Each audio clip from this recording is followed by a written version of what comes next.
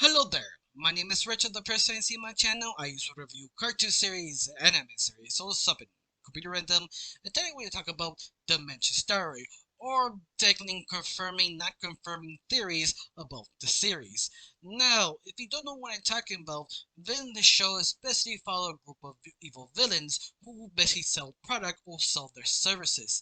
And this book is sort of a companion to the series. In fact, not one, but two. 1505 that basically is a coloring book, but in that book you do have secret codes start explaining or revealing things about the series. Now we already did talk about that book like last week. If you want to see that video, go watch it and on my channel. But you're right here for the second part of Dementia's Diary. Let me explain what this book actually has and how the world building sort of works. And this one sort of focused on a little bit of the shorts, a little bit of the series, and in between. But I love that it sort of shows like schematics, blueprints, and sort of data about some characters, certain areas. It tries to sort of expand, especially has sort of 2 points of view of the two main leads, be Dementia and Dr. Flood. For example, Dr. Fleck sort of point of view, it sort of examines so many things around the world, how this works, where this from, and kind of shows you and explains it. But in between those explanations, Dementia bugs in and makes fun of Dr. Flood, how she feels, her opinion, how she is more smarter than Dr. Flood because you should not listen to him. You should listen to Dementia because she is the greatest. But once more, that's a sort of the funness about the book because it really shows you everything, almost everything. But in the end, it's just sort of a book that I really recommend if you know how to read Spanish because this is a Spanish show. But all of that, I highly recommend it. Let's start with not confirming that a Golden Heart and Dr. Far are brothers. In this book, kind of shows you the last name and what Dr. Flood feels about Golden Heart. Golden Heart full name is called Hubert Leeds. Dr. Flood's full name is Benny Luxley. That says their last name are not the same. They're not brothers. But he does add up something very interesting because at the end of the book, Dr. Flood wrote sort of a classification about heroes and villains, and he has one part for Golden Heart. Golden Heart, how he described his powers, his abilities, and sort of what he deserved, and his sort of relationship with Golden Heart. And that's the part we have the most focus because this is the part was sort of scratched out. Till one fan figured out how to go around it because in the digital book, if you order it, they sort of made a mistake and unscratch the words. Now you actually read what he says. Or this was basically intentional for an ending to have more fun understanding and exploring about the book. Anyway, how Dr. Flood feels about Golden Heart? Well, he sort of explains that he knows Golden Heart they were kids. So he basically saying Dr. Flood used to be friends with Goldenheart. Also, or so maybe his best friend, his next door neighbor, or something in between. Or who knows? Maybe they are brothers, they just don't share the last name. But it makes it fascinating over the years, Dr. Flood hatred just grew of Goldenheart. He doesn't explain why, but you just really how he wrote it that sort of animosity just grew. This is the reason why he wanted to take Golden Heart, but we don't have the right reason or why. And that's why it's sort of fascinating reading this book is how Dr.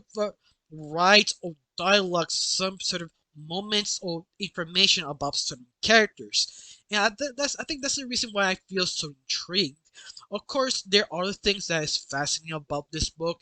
That some of the things was sort of omitted or scratched out, and you don't know why, or especially burn because there is a section that Dr. Flagg sort of explains dementia that he sort of discovers she was sort of experiment, but not at that sort of words.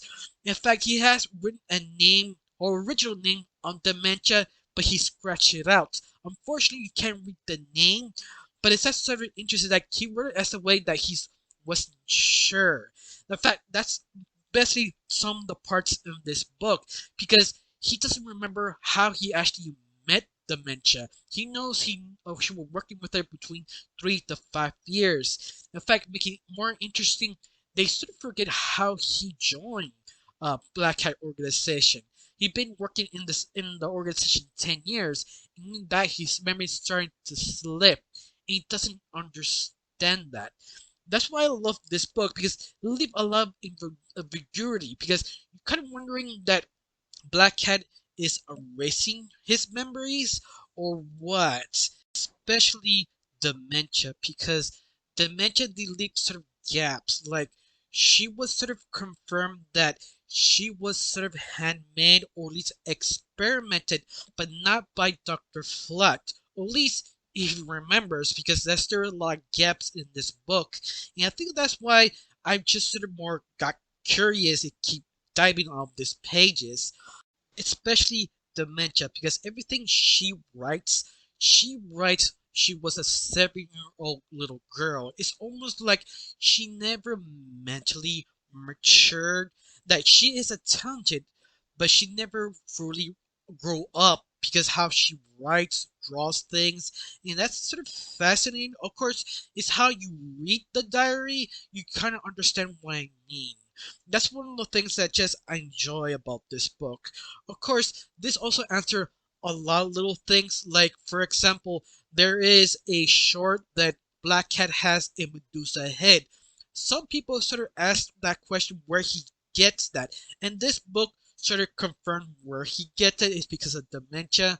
Reason why that one day she came in the office, seeing Medusa talking to Black Cat. In her mind, she thought Medusa is flirting with Black Cat and pissed off Dementia. What she did is bite her head off and rip it off with illustration, because you see a drawing ripping off her head, but sort of a family friendly way, because it draw as a kid would draw a picture that there's no blood, but she is confirming, yeah, she is that strong and that malicious. And that is sort of shocking, but sometimes not surprising, because people forget Dementia is also a cannibal, but the show cannot confirm it. But a wink, wink, nudge, nudge. Yeah, bear believe, bub. And that's the thing I enjoy, because this book sort of confirms not confirm dark things, because they don't want to get in trouble in Cartoon Network. But other than that, I think that's what's super great. Especially there is a image of this book shows you where Dr. Flug Dementia sort of live. Black Hat organization. That the very beginning, that sort of question did cross my mind, but I never really actually focused it. Of course, it's not just me. Some of the fan base also kind of asked that question, because there's certain the lingo they use, like uh, hat coins, or basically it's Bitcoin but hat coins. But the question is where you get hat coins. In fact, I made a video of that asking the same question: what is hat coins? Where how you use it? That Black Cat really took over the world, so use that as his money, or what? That sort of thing sort of explains one simple photo. This image of the whole island where Black Cat lives. That where the kind of a secret island you set your evil henchmen or villains to motivate to be more evil. In the island you show that's basically one part of it. And the island itself also explains why they need hat coins, because the island is so packed with so many people. In fact, you could make your own money. The big example, the island filled with over, I remember right, 33,303,333 civilians in the island, and a good chunk of them are villains. Another of chunk of the people who live on the island are people hired to run the island, and a small portion of the rest of the 33 billion are basically family members of the villains or people. The reason is why they have so many villains on this island is because this sort of a safe haven for villains. If they fail defeating the hero and they crash their secret hideout, they have this island to basically rest up and recuperate and re-strategize to take down the hero. And I feel that's sort of fascinating because it explains why you have bitcoins, but also explains you have your own economy. That there is villains are actually are rich and the villains are actually poor, or basically maybe the henchmen are poor. They sort of run around to figure out to be stronger, and I feel that's why it's sort of fascinating how they build the world and explain that in this book. Also explained why Peace could never catch Black Cat because he has his own lighting. All this time, I thought Peace couldn't catch him because he's just too OP because Black Cat's sort of out of the open. But no, he's not out of the open. He lived in an island, a very strange island that things sort of happen that Dr. Freud trying to explain, but he doesn't know how to explain. I think one of the big example that how time moves slow in the island. Like a second, you think, oh, it's just a second passed away, but no, actually been hours. Sometimes you think hours passed away, but no, seconds have passed away. And that's what I mean, that you lose your sense and timing in the island. And Dr. Flood doesn't know why that actually happens. Especially in the island, you don't have really animals living around, like cats, dogs, birds. The only animal you see sort of surviving in this island are raccoons.